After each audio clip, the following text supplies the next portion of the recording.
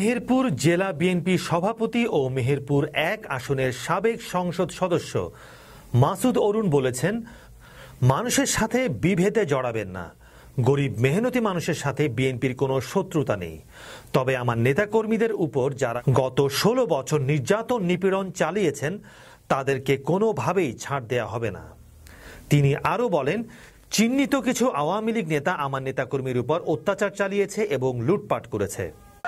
বর্তমান অন্তর্বর্তীকালীন সরকারের প্রতি বিএনপি সহ অনেক সংগঠন যারা গণতান্ত্রিক আন্দোলনে ছিল তারা সমর্থন জানিয়েছে। আজকে প্রায় ১২০ দিন হয়ে গেল জনগণের ইচ্ছা অনুসারে এই ফাঁসিবাদকে। মাসুদ অরুণ আরও বলেন, যারা এসব লুটপাটের সাথে জড়িত ছিল তাদেরকে বলতে চাই, আপনারা নিজে এসে সেই সমস্ত লুটপাটের জিনিস ফেরত দেবেন।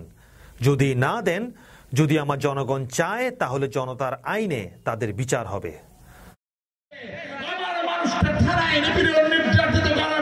পুলিশকে সহযোগিতা করেছে। ভাই ও বন্ধুরা আমার, আজকে সেনাবাহিনী মেহেরপুরে দায়িত্ব পালন করছে।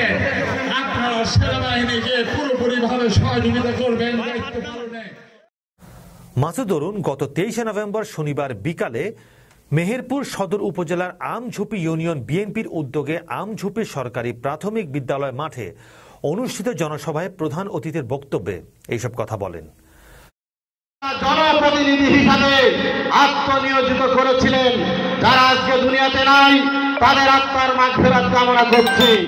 মানুষের প্রিয় নেতা শেখ হাসিনা বিরোধী 18 বছর মেহেরপুরের শফিকুল ইসলামের সভাপতিত্বে সমাবেশে প্রধান বক্তা হিসেবে বক্তব্য রাখেন সদর উপজেলা বিএনপির সাধারণ সম্পাদক সাইফুল ইসলাম। সমাবেশে বিশেষ অতিথি হিসেবে বক্তব্য রাখেন মেহেরপুর সদর উপজেলা বিএনপির সভাপতি অ্যাডভোকেট মারুফ আহমেদ বিজন, মুজিবনগর উপজেলা বিএনপির সভাপতি আমিরুল ইসলাম, জেলা বিএনপির সাংগঠনিক সম্পাদক আব্দুর রশিদ, সাংগঠনিক সম্পাদক রোমান আহমেদ, জেলা যুবদলের সভাপতি জাহিদুল হক জাহিদ, জেলা BNP joint secretary Abdullah Rahman Bablu master, জেলা ছাত্রদলের সভাপতি আকিব জাবেদ শেনজির, সদর উপজেলা ছাত্রদলের সদস্য সচিব শেখ রাব্বি। মেহেরপুর থেকে হামিদুল ইসলামের রিপোর্ট।